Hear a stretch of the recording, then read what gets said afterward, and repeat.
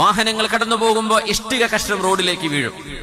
Metal കൊണ്ടുപോകുന്ന, chips കൊണ്ടുപോകുന്ന വാഹനങ്ങളിൽ നിന്ന് കരിങ്കൽ ചീളുകൾ റോഡുകളിൽ വീണുപോകും.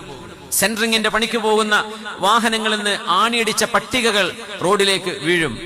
ബൈക്കുകാർ കടന്നു പോകുന്ന നാടാ നമ്മുടെ നാട്. എത്രയോ ആളുകൾ സൈക്കിൾ കുറവാ, എന്നാലും ബൈക്കിൽ എത്ര ആളുകൾ യാത്ര ചെയ്യുന്നു. ചെറിയൊരു സാധനത്തിന് കയറിയാൽ ആ സാധനം വീഴും, തലയടിച്ച് വീഴും, അപകടമുണ്ടാകും.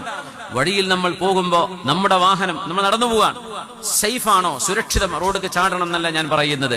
സുരക്ഷിതമാണെന്ന് ബോധ്യമുണ്ടെങ്കിൽ ആ കല്ലെടുത്ത് പുറത്തേക്ക് മാറ്റാം, റോഡിൽ നിന്ന് പുറത്തേക്ക് മാറ്റാം. ആ പലക കഷ്ണം എടുത്ത് മാറ്റി. ഒരു തേങ്ങ വീണു എന്ന് വിചാരി, ഒരു മട്ടൽ വീണു, നമ്മൾ അത് കണ്ടത്.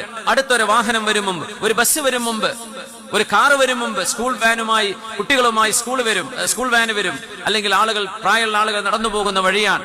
നമ്മൾ അവിടെ നിന്ന് നിർത്തിയിട്ട് ആ ഒരു മട്ടലോ തേങ്ങയോ റോഡിൽ നിന്ന് മാറ്റി ഒന്ന് കാലുകൊണ്ട് തട്ടി മാറ്റിയാൽ അതിന്റെ പ്രതിഫലം എത്രയാണ്? മൻ റഫഅ ഹജറൻ അൻ തരീഖിൻ കുതിബ ലഹു ഹസന.